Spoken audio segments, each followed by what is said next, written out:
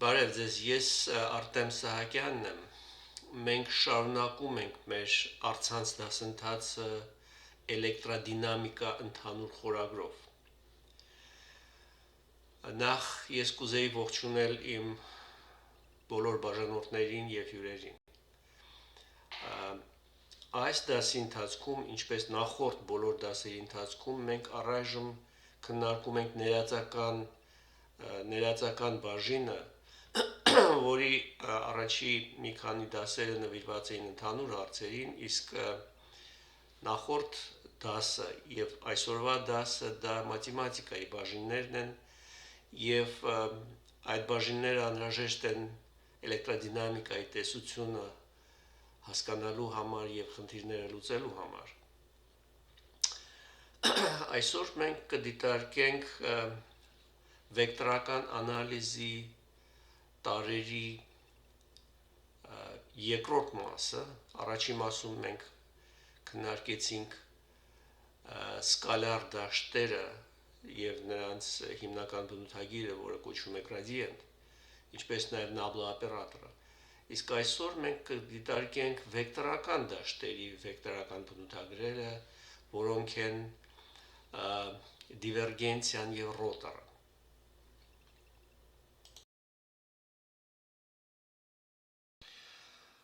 Այսօրվա մեր քննարկումը սկսենք վեկտորական դաշտի դիվերգենցիայի քննարկումից եւ դրա համար դիտարկենք մի վեկտորական դաշտ, կամայական վեկտորական դաշտ, որի ուժային գծերը հատում են S մակերեսը։ S մակերեսը կարող է ունենալ կամայական կառուցվածք։ Այն պատկերված է նկար 2.3.4-ում այստեղ։ Այս մակերեսի վրա անջատված է DS տարական մի մակերես, որը հարմարության համար պատկերվում է որպես վեկտոր, որը ուղղահայաց է այդ տարական մակերեսին, ինչպես պատկերված է նկարում։ Այսինքն վեկտոր, որի ուղղությունը ուղղահայաց է այդ մակերեսին, իսկ նրա մեծությունը հավասար է այդ DS մակերեսի մեծությանը։ Այդ դեպքում DS-ի սահմաններում, քանի որ DS-ը համարում ենք չափազանց փոքր, B դաշտը կհամարվի համասեռ։ Դաշտի տարական հոսքը, այսինքն դաշտի հոսքը այդ տարական մակերեսի միջով, ընդունված է անվանել այդ երկու վեկտորների սկալար արտադրյալը։ Հետևաբար, եթե ցանկանում ենք որոշել B դաշտի լրիվ հոսքը ամբողջ մակերեսով, ապա հարկավոր է վերցնել այսպիսի մակերևութային ինտեգրալ։ Այստեղ կուզենայի նշել, որ վեկտորական դաշտի ինտենսիվությունը երբեմն գնահատում են ուժագծերի քանակով, որոնք հատում են այդ միավոր մակերեսը։ Այսինքն, ինչքան ավելի խիտ են ուժագծերը, այնքան ավելի մեծ է համարվում դաշտի ինտենսիվությունը։ Ուստի ընդհանուր հոսքը կարելի է գնահատել որպես այդ մեկ մակերեսը հատող ուժագծերի ընդհանուր քանակ։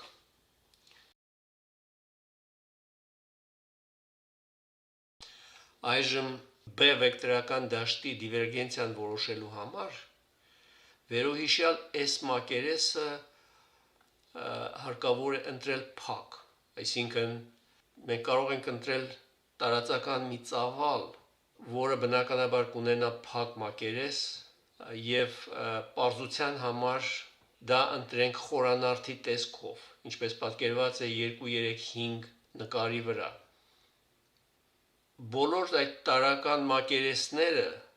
որոնք կազմում են այդ խորանարդը, ունեն որոշակի ուղղվածություն, DS-ը համարվում է վեկտոր, ընդ որում այդ վեկտորը ուղղված է մակերեսին ուղղահայաց n վեկտորի ուղղությամբ եւ բոլոր այդ տարական վեկտորները համարում ենք ուղղված խորանարդից դեպի դուրս։ Դա պայմանականորեն ընդունված է վեկտորական անալիզի բոլոր խնդիրներում։ Այժմ ուղղանկյուն կոորդինատային համակարգում վեկտորական դաշտի տարական հոսքերը խորանարդի բոլոր կողմերի միջով կարող ենք պատկերել ստորև բերված առնչությունների օգնությամբ։ Օրինակ, եթե խոսքը վերաբերում է x-ը հավասար կոնստանտ արժեքի, դա այս հետևի մակերեսն է, որին ուղղահայաց է dx x2 վեկտորը։ Այդ մակերեսով թափանցած վեկտորական դաշտի հոսքը ստացվում է հավասար, ինչպես պատկերված է այս 2, 3, 24a արտահայտության մեջ։ Այստեղ առաջի անդամը n անգամ ds x-ը բազմապատկվում է b դաշտի x բաղադրիչով, եւ քանի որ x բաղադրիչը ուղղված է x առանցքի ուղղությամբ, ապա նա հակառակ է ds վեկտորին, ուստի այստեղ ընդունում ենք մինուս նշանով։ Ի վերջո մենք ստանում ենք մինուս bx անգամ dsx։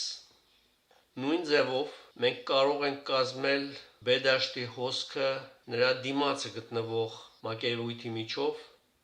Տարբերությունն այն է, որ այստեղ ds x1-ը համընկնում է ըստ իր ուղղվածության բազային x վեկտորի ուղղության հետ։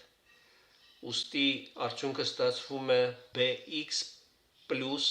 dbx dx անգամ dx եւ այս ամբողջը բազմապատկած dsx-ով։ Երկրորդ անդամը,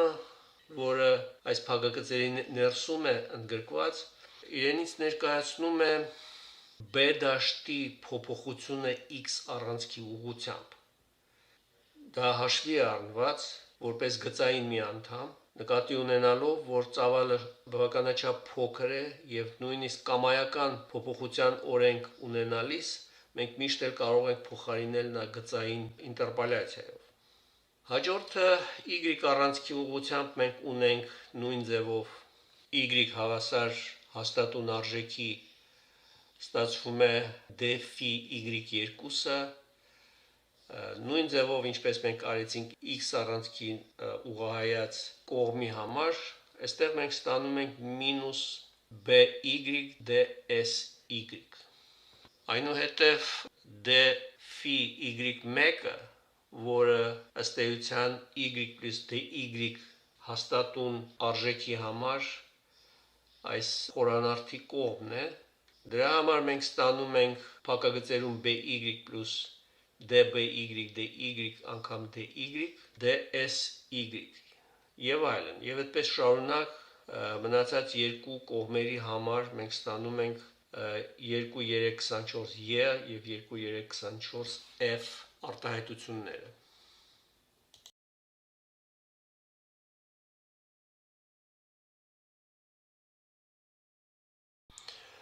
Այժմ, եթե մենք գումարենք խորանարդի բոլոր կողմերով թափանցած d phi հոսքերը, գումարենք իրար, ապա դրական եւ բացասական անդամները կրճատելուց հետո ստանում ենք 2, 3, 25 արտահայտությունը, որի մեջ մենք ունենք dx, dy, dz, որը ոչ այլ ինչ է, եթե ոչ այդ խորանարդի ծավալը dv։ Եվ այստեղ ընդունված է հետևյալը, որ dsy1-ը, dsy2-ը հավասար են իրար եւ հավասար dx, dz, dsz1-ը, z2-ը dx, dy են եւ dsx1-ը, dxx2-ը dy, dz-ն են եւ վերջապես ամբողջ ծավալը հավասար է dx, dy, dz։ Իսկ հիմա մենք արդեն պատրաստ ենք տալ դիվերգենցիայի սահմանումը։ Այն հետևյալն է. վեկտորական b դաշտի դիվերգենցիան իրենից ներկայացնում է այդ դաշտի սկալար բնութագիրը, այն է դաշտի հոսքը տարական միավոր ծավալի փակ մակերեսով, երբ այդ ծավալը անսահման փոքրանում է եւ ձգտում տարածական կետի։ Այսինքն 2, 3, 6 արտահայտության մեջ այդ ընդհանուր d phi հոսքը բաժանվում է dv ծավալի վրա եւ ի վերջո մենք ստանում ենք dbx dx plus dby dy եւ plus dbz dz։ Հարկ է նշել, որ դիվերգենցիան հեշտությամբ կարելի է հաշվարկել, եթե դուք ունեք նրա անալիտիկ տեսքը տարածության ցանկացած կետի համար, եթե ընդունենք այդ կետի ուղղանկյուն կոորդինատները x0, y0, z0 եւ հաշվարկը տեղադրելով այդ անալիտիկ արտահայտության մեջ ստացվում է 2,327-ի տեսքով։ Հարկ է նշել, որ դիվերգենցիան հարմար է լինում արտահայտել նաբլա օպերատորի օգնությամբ։ Դա այն օպերատորն է, որը մենք սահմանել էինք նախորդ դասի ընթացքում, եւ դժվար չէ տեսնել, որ եթե այդ օպերատորը սկալար ձևով բազմապատկվի b դաշտի վրա, ապա մենք ստանում ենք dbx dx plus dby dy plus dbz dz, այն ինչ մենք տվել էինք 2,326 արտահայտության մեջ, այսինքն դիվերգենցիա b-ն միշտ կարելի է արտահայտել որպես նաբլա օպերատոր սկալար արտադրյալ b դաշտով։ Այստեղ մի հատկություն նշենք, շեշտելով, որ դիվերգենցիան ունի բաշխելիության սկզբունք, այսինքն դիվերգենցիայի կարևոր հատկություններից մեկը դրա բաշխելիությունն է, distributive property, անգլերեն distributive property, որը բխում է նաբլա օպերատորի հատկությունից։ Նկատի ունեմ դիվերգենցիա b1 plus b2 դաշտի հավասար է այդ յուրաքանչյուր դաշտի դիվերգենցիաների գումարին, որը բերված է այստեղ 2,329 արտահայտության մեջ։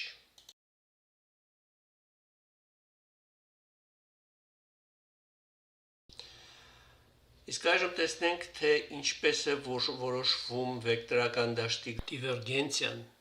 երկու այլ կոորդինատային համակարգերում, այն է գլանային եւ գնդային։ Նախասեմ, որ գոյություն ունի էական տարբերություն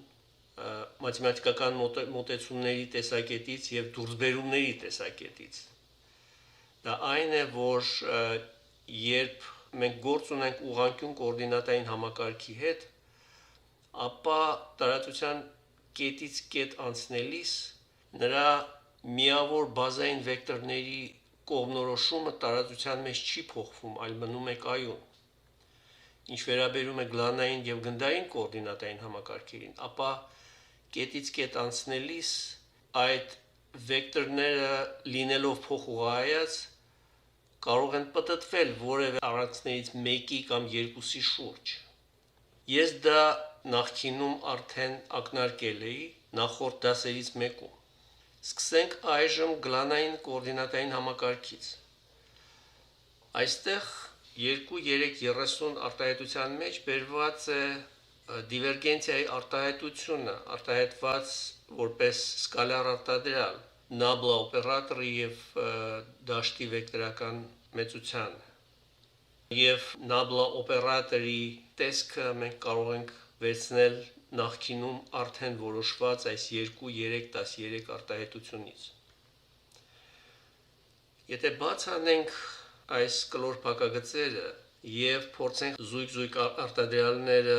խմբավորել ըստ բազային վեկտորների ρ, φ եւ z, ապա հանգում ենք այս մեծ արտահայտությանը եւ հետագա դուրսբերումները պարզեցնելու համար անջատենք նրա առանձին մասերը։ Առաջինը դա 2,331, երկրորդը 2,332 եւ երրորդը 2,333 արտահայտություններն են, որոնք ենթակա են անալիզի։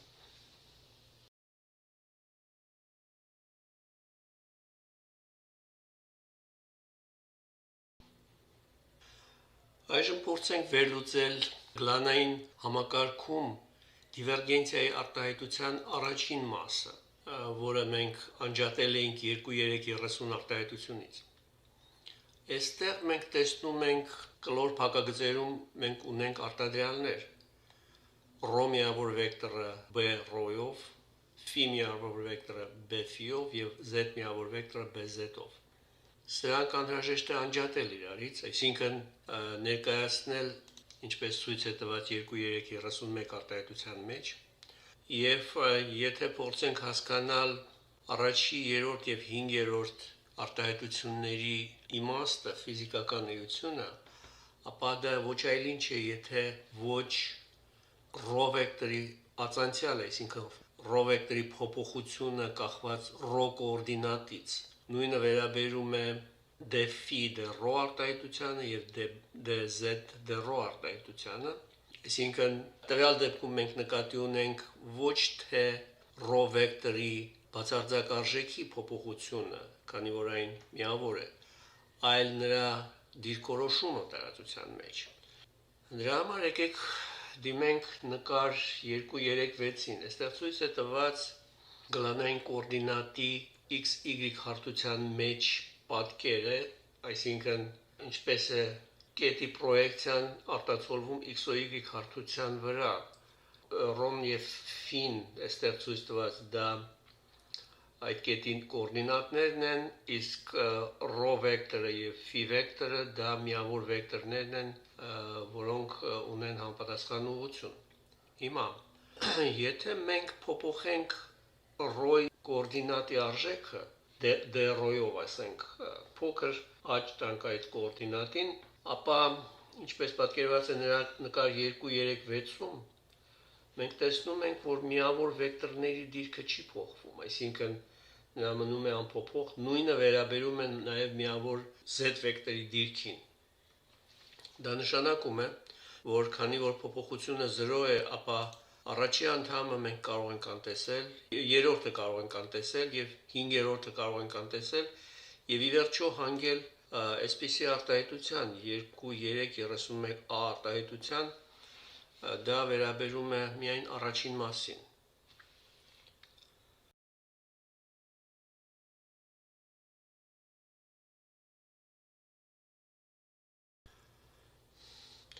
Այժմ տեսնենք, թե ինչ փոփոխություններ կարելի է կատարել դիտարկելով դիվերգենցիա B-ի այս մեծ արտահայտությունը 2.3.30 արտահայտությունը, դիտարկելով նրա երկրորդ մասը, որը ցույց է տված այստեղ որպես 2.3.32։ Ինչպես առաջին մասի դեպքում, այնպես էլ այստեղ մենք այս կլոր փակագծերի ներսի արտահայտությունները անջատենք իրարից եւ ներկայացնենք առանձին ածանցյալների տեսքով, ինչպես ցույց է տված այս 2.3.32 արտահայտության մեջ։ Այստեղ մենք տեսնում ենք, որ մենք կրկին ունենք միավոր վեկտորների ածանցյալներ, այսինքն dρ-dφ, dφ-dφ եւ dz-dφ։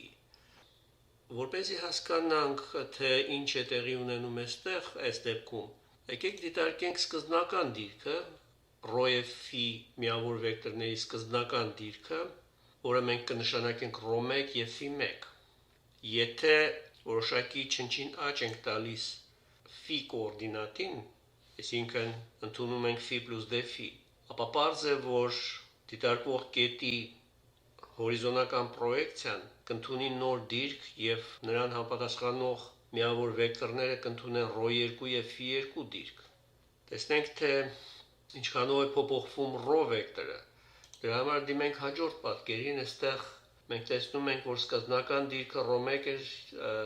հաջորդ դիրքը ρ2, այնպես որ նրանց տարբերությունը հանգեցնում է dp-ρ վեկտորին, սակայն պետք է շեշտել, որ սա այլևս միավոր վեկտոր չէ եւ ինչքան ավելի փոքրացնենք dφ աճը, այնքան ավելի կփոքրանա այս վեկտորի մեծությունը եւ դիրքորոշումը տարածության մեջ։ Ամեն դեպս նրա հարաբերությունը dφ-ին, որը ոչ այլ ինչ է, եթե ոչ այդ միավոր վեկտորի ածանցյալը, կմնա հաստատուն եւ ըստ մոդուլը կլինի հավասար 1-ի։ Այսինքն dρ-dφ այս գործողությունը փոխում է ոչ թե ρ վեկտորի մոդուլը, որը իրականում մնում է հավասար 1-ի, այլ փոխում է նրա կողմնորոշվածությունը։ Եվ վերջապես տեսնենք, թե ինչպես է փոխվում φ վեկտորի դիրքը տարածության մեջ։ Այստեղ φ1-ի եւ φ2-ի վերադրումից ստանում ենք dφ փոքր վեկտոր, որը բնականաբար, ինչպես ասացինք, ինչքան ավելի dφ-ին ձգտում է 0-ի, այնքան ավելի dφ-ին փոքրանում է եւ կողմնորոշվում ստանում շառավղային ուղղություն։ Այստեղ վերված արտահայտություններից կարող են տեսնել, որ ըստ էության դե ռո դե ֆի մեծությունը ֆի միավոր բազային վեկտորն է, որը բխում է այս 237 c պատկերից, իսկ եթե դիտարկենք ֆի միավոր վեկտորի ածանցյալը ըստ ֆի կոորդինատի, ապա մենք կտեսնենք, որ չնայած նա ձգտում է ընդունել շարժային ուղղություն, բայց հակառակ է ռո վեկտորի ուղղությանը, ուստի մենք կարող ենք միշտ փոխարինել այն մինուս ռո միավոր վեկտորով։ Միակ անդամը, որը փոփոխության չի ենթարկվում, դա z միավոր վեկտորի ածանցյալն է ըստ դեֆիի, դա դժվար չէ հասկանալ պատկերից, որտեղ z կոորդինատը միշտ մնում է նույնը, եւ ըստ էության մենք կարող ենք սրա ածանցյալը ընդունել 0, այսինքն չեղարկել այն։ Տեղադրելով այս բոլոր մեծությունները, մենք երկրորդ մասի համար ստանում ենք այսպիսի մի արտահայտություն, որը արտահայտված է 2332b բանաձևով։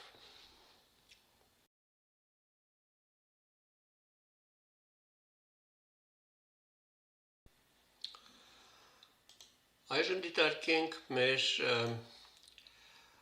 դիվերգենցիա B-ի ընդհանուր արտահայտության երրորդ մասը,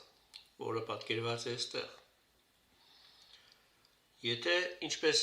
նախորդ երկու դեպքերում, այնպես էլ հիմա այս կլոր փակագծերում ներկայացրած արտադրյալները առանձնացնենք իրարից, ստանում ենք այսպիսի մի արտահայտություն, որը ներկայացված է 2333 բանաձևով։ Հարկ է նշել, որ z կոորդինատի փոփոխություններից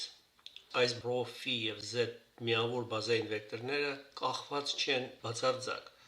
Դրանում դժվար չէ համոզվել եւ տեսնել։ Այդ վեկտորները մնում են անփոփոխ, ուստի կարող ենք համապատասխան անդամները անտեսել եւ արտագրել այս 2333 արտահայտությունը հետեւյալ կերպ։ Այժմ հարկավոր է բոլոր ստացված այս առաջի, երկրորդ եւ երրորդ մասերը տեղադրել դիվերգենցիայի ընդհանուր արտահայտության մեջ, որը բերված է հղումների բաժնում 2-3-30 արտահայտության մեջ եւ արտագրել այն այսպիսի հսկայական մի բանաձևի տեսքով։ Նկատի ունենանք, որ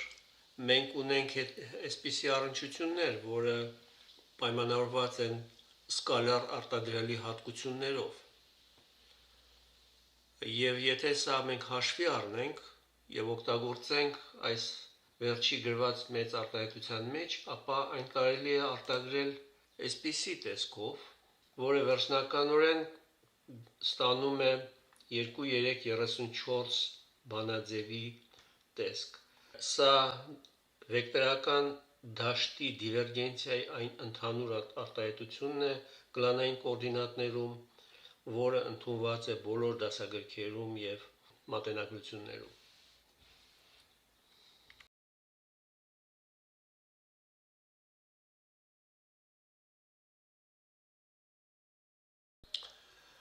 Այժմ անցնենք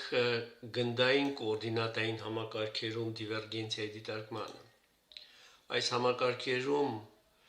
դիվերգենցիայի արտահայտությունը ստանալու համար հարկավոր է հաշվի առնել հետևյալ հանգամանքները։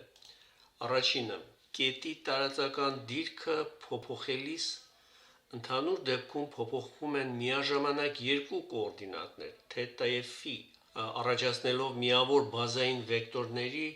պտույտը երկու առանցքների շուրջ, նկատի ունեմ երկու ուղղանկյուն կոորդինատային համակարգերի առանցքների շուրջ։ Դա կարող է լինել, ասենք, մեկը z առանցքը, մյուսը x կամ y առանցքը, կամ միաժամանակ x-ը եւ y-ը միաժամանակ։ Սա ի տարբերություն գլանային համակարգերի, որտեղ միավոր բազային վեկտորների պտույտը տեղի ունենում միայն մեկ առանցքի շուրջ։ Բացի այդ, այս կոորդինատային համակարգում դիվերգենցիայի արտահայտության արտացման քայլերը իրականացվում են նույն հերթականությամբ, ինչը ունենք գլանային կոորդինատային համակարգի դեպքում։ Սակայն այստեղ կրկնապատկվում է, ես կասեի, հաշվարկների ծավալը, եւ մենք դա կշրջանցենք, այստեղ կներկայացնենք միայն վերջնական արդյունքը,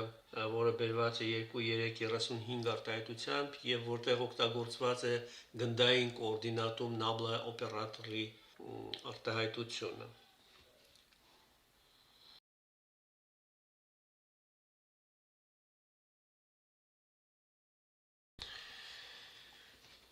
Վեկտորական դաշտի դիվերգենցիայի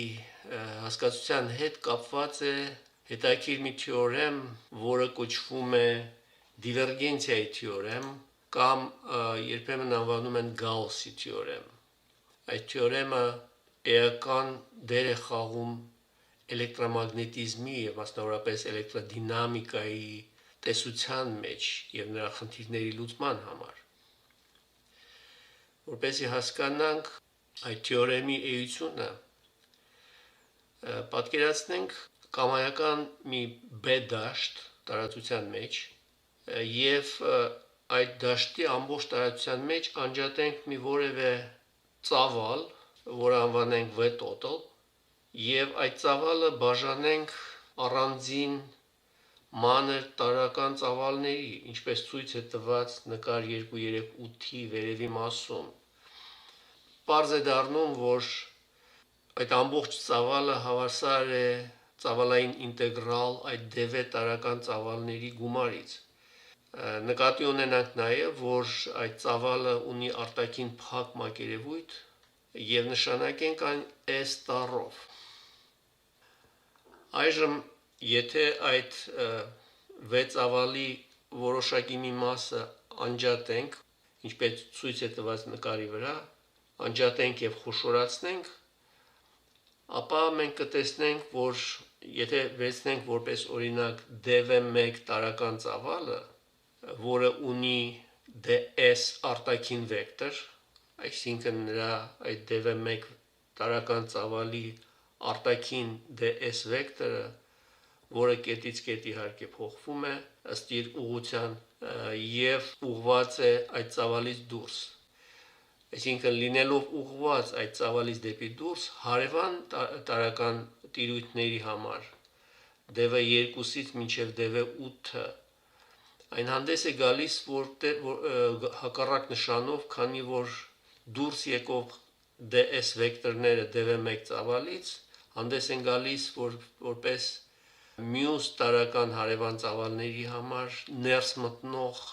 վեկտորներ, որը ընդունված է ընդունել բացասական կամ հակառակ նշանով։ Ուստի պարզ է դառնում, որ եթե մենք վերցնենք այդ ամբողջ V total ծավալի ներսում այդ վեկտորական դաշտի դիվերգենցիան ինտեգրենք ամբողջ ծավալով, ապա կմնա միայն B դաշտի հոսքը արտաքին մակերևույթով, քանի որ ներսում բոլորը կոմպենսացված կլինեն, եւ մենք հանգում ենք 2.337 արտահայտությանը, որը ցույց է տալիս, որ ծավալային ինտեգրալը դիվերգենցիա BDV-ն հավասար է փակ մակերևույթային ինտեգրալի BDS։ Այս 2.337 առնչությունը կոչվում է դիվերգենցիայի թեորեմ եւ այն կրում է հանճարեղ գերմանացի գիտնական Կարլ Ֆրիդրիխ Գաուսի անունը։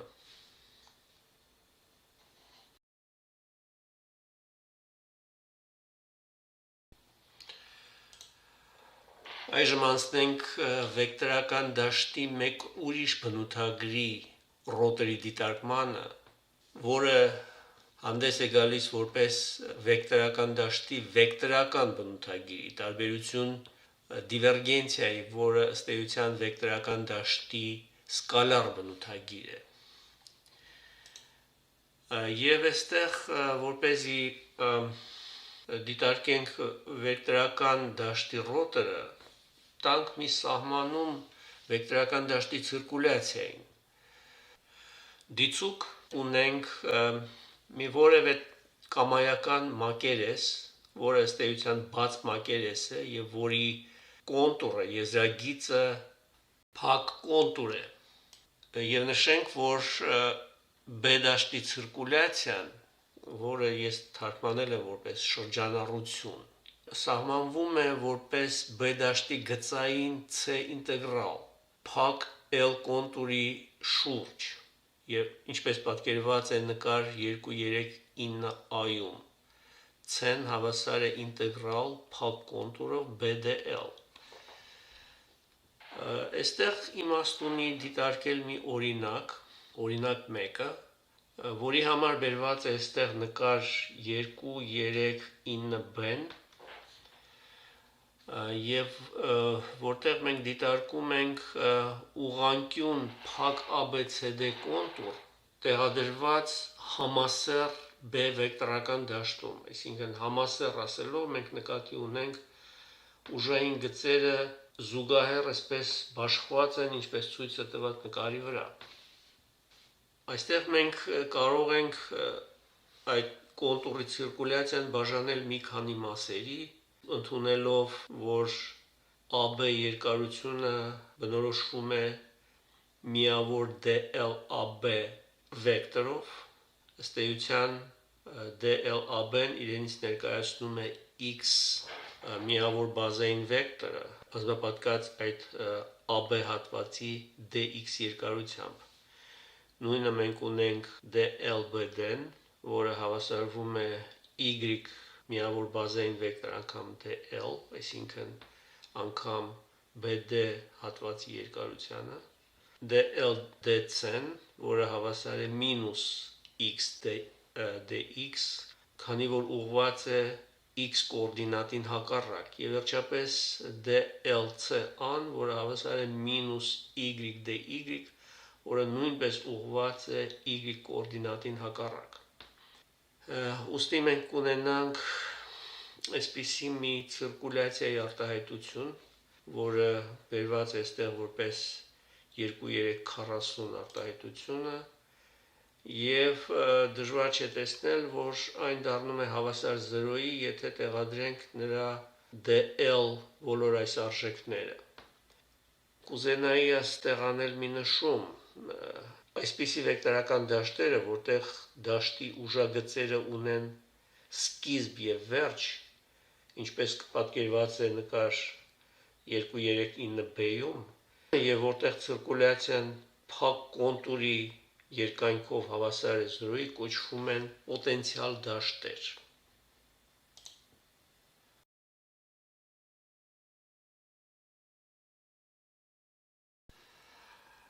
Իսկ հիմա դիտարկենք մեկ ուրիշ օրինակ, որտեղ մենք ունենք կամայական B դաշտի ուժագծերը, եւ այդ B դաշտը համակենտրոն է Z առանցքին, իսկ L կոնտուրը մենք ընտրում ենք B դաշտի ուժագծերին համապատասխան, այսինքն L կոնտուրը շրջանաձև կոնտուր է, որը գտնվում է կամ XOY հարթության մեջ, կամ նրան զուգահեռ որևէ այլ հարթության մեջ, ինչպես պատկերված է նկար 2.3.10-ում։ Այստեղ կարող ենք նկատել, որ φ բազային միավոր վեկտորը նրա ուղղությունը համընկնում է B դաշտի ուղղության հետ։ Ուստի պարզ է դառնում, որ L կոնտուրի ցանկացած տարրական մի հատված dl կարելի է պատկերել որպես φ վեկտոր անգամ dl, իսկ B դաշտը իր հերթին հավասար է φ անգամ B մոդուլը։ Ուստի սրանց սկալար արտադրյալը պատկերված է 2.341 արտահայտությամբ B մոդուլ անգամ dl։ Իսկ այժմ, եթե մենք համաձայն ցիրկուլյացիայի ընդհանուր սահմանմանը, որը ներկայացված է որպես 2.338, եթե այդ սահմանմանը համապատասխան, այժմ եթե մենք որոշենք 2.338 ինտեգրալը, նա ընդունում է այս դեպքում ոչ զրոյական արժեք, եթե Z առանցքով մենք ունենք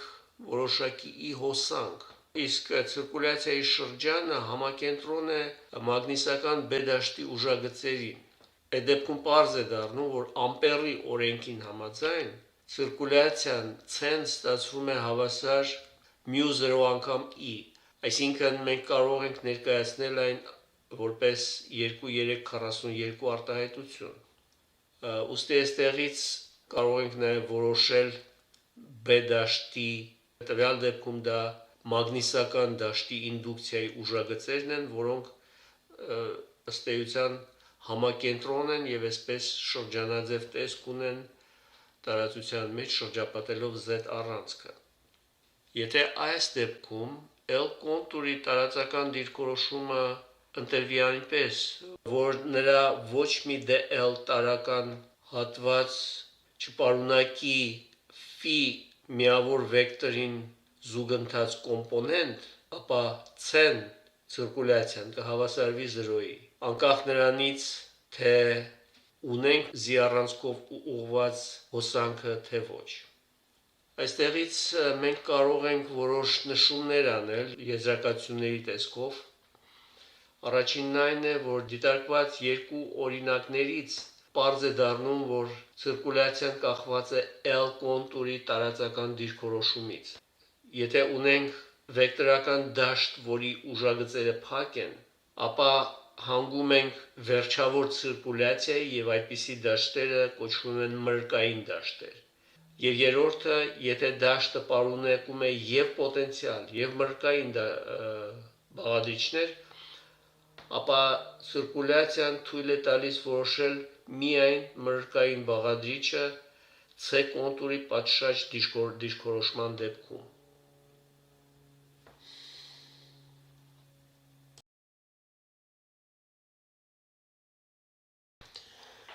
Իսկ այժմ անցնենք վեկտորական դաշտի ռոտորի ընդհանուր արտահայտության որոշմանը։ Դիցուկ տարածության մեջ վեկտորական B դաշտում ունենք տեղակայված որևէ փակ կոնտուր։ Այդ կոնտուրը ունի անսահման փոքր մեծություն եւ նրա պրոյեկցիան x ու y հարթության վրա պատկերված է որպես ABCD ուղղանկյուն։ Այն պատկերված է նկար 2.3.11-ում։ Եվ այստեղ բնական է ենթադրել, որ ցիրկուլյացիայի ուղղությունը ընտրվում է աջ ձեռքի օրենքով։ Հետևելով օրինակ 1-ում բերված հերթականությանը, ինչպես նաև ընդունելով, որ ուղղանկյան կողմերը շատ փոքր են, ուստի դաշտի աճը գծային է, արդյունարար ցիրկուլյացիան ABCD կոնտուրի երկայնքով CABCD կարող ենք ներկայացնել հետևյալ կերպ։ Կրկնում եմ, դա մենք անում ենք հենվելով օրինակ 1-ում դիտարկված գործընթացին։ Եվ այստեղ դժվար չէ տեսնել, որ ցիրկուլյացիան այս ամբողջ կոնտուրի երկայնքով, որը մենք կատարում ենք ժամսլակին հակառակ ուղղությամբ, ստացվում է 2.344 արտահայտության տեսքով։ Այստեղ տանք որոշ բացատրություններ։ Առաջին անդամը դա AB հատվածն է, ցիրկուլյացիան AB հատվածով, այսինքն ցիրկուլյացիան AB երկայնքով, եւ այստեղ BX դաշտը համընկնում է միավոր x վեկտորի հետ, ուստի այն վերցնում ենք դրական նշանով։ Հաջորդը CD հատվածն է, որտեղ մենք ունենք BX-ի աճը y ուղղությամբ եւ այն մենք վերցնում ենք բացասական նշանով, նկատի ունենալով, որ կոնտուրի ուղղությունը այս հատվածում հակառակ է միավոր բազային x վեկտորի ուղղությանը։ Հաջորդը AC հատվածն է, որտեղ BY դաշտը ուղղված է հակառակ y միավոր բազային վեկտորին, ուստի վերցնում ենք մինուս նշանով, եւ վերջապես BD հատվածը, որտեղ դաշտը աճ է ստացել, այսինքն դարձել է հավասար BY plus DBY DX DX, եւ վերցնում ենք դրական նշանով, քանի որ ցիրկուլյացիայի ուղղությունը համընկնում է y միավոր բազային վեկտորի ուղղության հետ։ Եթե բաց անենք փակագծերը եւ կրճատենք որոշ անդամներ, ապա ստանում ենք, որ ցիրկուլյացիան այս կոնտուրի ամբողջ երկայնքով ստացվում է հավասար 2,345 արտահայտության տեսքով, այսինքն CABCD-ն հավասար է dby dx մինուս dbx dy անգամ dx dy։ Ակնհայտ է, որ ds ABCD-ն հավասար է dx dy։ Կրկնում եմ, որ սա իրենից ներկայացնում է L կոնտուրի x-y հարթության վրա պրոյեկցիայի մակերևույթը։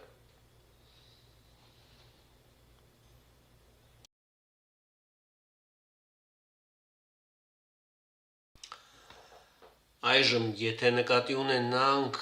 որ տարածության մեջ մենք գործ ունենք ds վեկտորի հետ,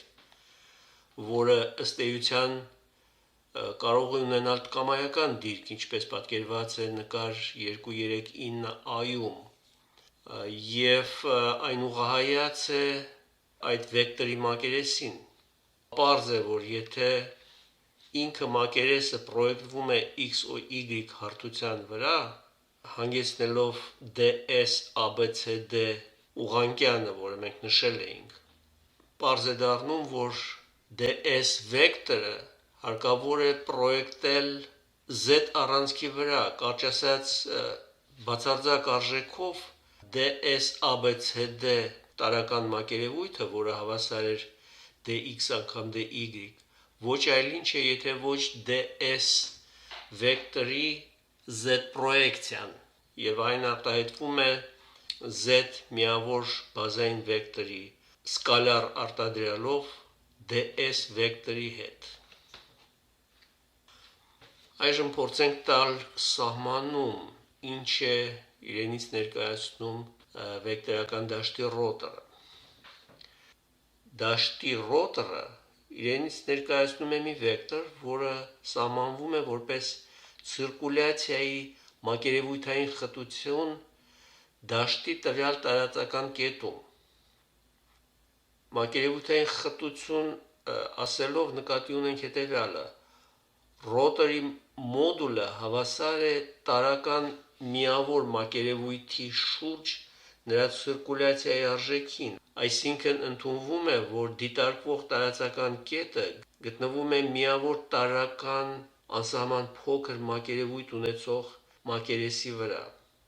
իսկ ռոտորի ուղղությունը դա այն ուղղությունն է, որը համապատասխանում է ռոտորի մոդուլի առավելագույն արժեքին, եւ տեսության մեջ ընդունված սահմանումը արտահայտվում է 2,347 բանաձևի օգնությամբ։ Այսինքն ռոտոր B-ն դա այն սահմանն է, որին ձգտում է B դաշտի ցիրկուլյացիան, բաժանած դելտա S տարական մակերեսի վրա, երբ այդ դելտա S տարական մակերեսը ձգտում է 0-ի։ Ելնելով այս սահմանումից եւ օգտվելով այս 2,345 արտահայտությունից, որը մենք ստացել էինք, կարող ենք գրել, որ ռոտորի z բաղադրիչը պատկերվում է հետևյալ տեսքով, որ այն հավասար է dby dx մինուս dbx dy։ Նույն մոտեցմամբ ուղղանկյուն կոորդինատային համակարգում կարող ենք ստանալ նաև մյուս երկու բաղադրիչների արտահայտությունները, որոնք պատկերված են 2,349 եւ 2,350 արտահայտություններով։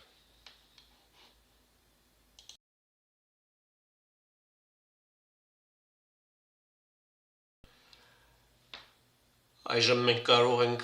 ներկայացնել B դաշտի ռոտորը իր ընդհանուր տեսքով 2,351 արտահայտությունն է, այսինքն B դաշտի ռոտորը ներկայացվում է որպես նաբլա օպերատորի վեկտորական արտադրյալը B դաշտի հետ, իսկ մենք նախկինում արդեն գիտեինք ինչպես է որոշվում վեկտորական արտադրյալը երկու վեկտորների։ Առաջի տողում մենք գրում ենք ուղղանկյուն կոորդինատային համակարգում բազային միավոր վեկտորները x, y, z-ը երկրորդ տողում նաբլա օպերատորի ատանցիալներն են եւ երրորդ տողում B վեկտորի բաղադրիչները bx, by, bz-ը։ Եվ բացանելով այս դետերմինանտը մենք ստանում ենք ռոտոր B-ի ընդհանուր տեսքը ինչպես պատկերված է։ Ինչ վերաբերում է գլանային եւ գնդային կոորդինատային համակարգերում, սկզբունքը նույնն է, այսինքն B դաշտի ռոտորը պատկերվում է որպես նաբլա օպերատորի վեկտորական արտադրյալը B դաշտի հետ, սակայն եւ գլանային եւ գնդային կոորդինատների համար մենք արդեն բերել էինք նաբլա օպերատորի տեսքը 2.3.13 եւ 2.3.22 արտահայտություններն են։ Պարզապես հարկավոր է տեղադրել եւ ստանալ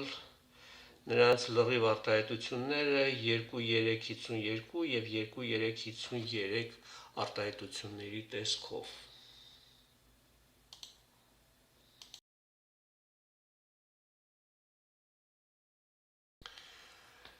Եվ վերջապես եկեք դիտարկենք մի թեորեմ եւս, դա Ստոքսի թեորեմն է, որը անմիջապես առնչվում է վեկտորական դաշտի ռոտորի հետ եւ կարևոր դեր է խաղում էլեկտրոմագնետիզմի տեսության մեջ։ Դիցուք մենք ունենք վեկտորական դաշտ, B դաշտ, որը թափանցում է S total բաց մակերևույթը, որը բաղկացած է անսահման քանակի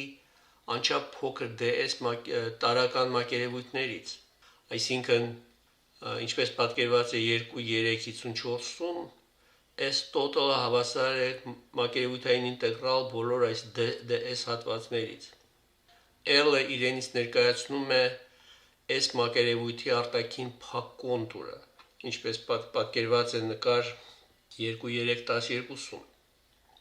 Նկար 2.3.13-ում ստորև ցույց է տված DS1 տարական մակերևույթը, դա բոլոր տարական մակերևույթներից մեկն է, որի արտաքին կոնտուրի ցիրկուլյացիան չեզոքացվում է ի հաշիվ այն բանի, որ հարևան կոնտուրների ցիրկուլյացիաների ուղղությունները հակառակ են այն հատվածներում, որտեղ նրանք ընդհանուր են DS1-ի հետ։ Ուստի այս արտահայտության ձախ մասը իրենից ներկայացնում է ռոտոր B դաշտի հոսքը S total մակերեսի միջով, իսկ աջ մասը սկալար արտադրյալի ինտեգրալն է փակ L կոնտուրի երկայնքով, այսինքն այն B վեկտորի ցիրկուլյացիան է այդ կոնտուրի երկայնքով։ Այս առնչությունը 2.3.55-ը կրում է Ջորջ Ստոքսի անունը, որը հայտնի անգլիական ֆիզիկոս է եւ մաթեմատիկոս եւ երկար տարիներ աշխատել է Քեմբրիջի համալսարանում որպես պրոֆեսոր։ Եվ Գաուսի թեորեմը եւ Ստոքսի թեորեմը լայնորեն կիրառվում են ժամանակակից էլեկտրոմագնետիզմում, նրա տեսության մեջ եւ նրա խնդիրների լուծման համար, եւ հիմնականում ծառայում են Մաքսվելի հավասարումների փոխակերպման համար, դիֆերենցիալ տեսքից ինտեգրալ տեսքի եւ հակառակը։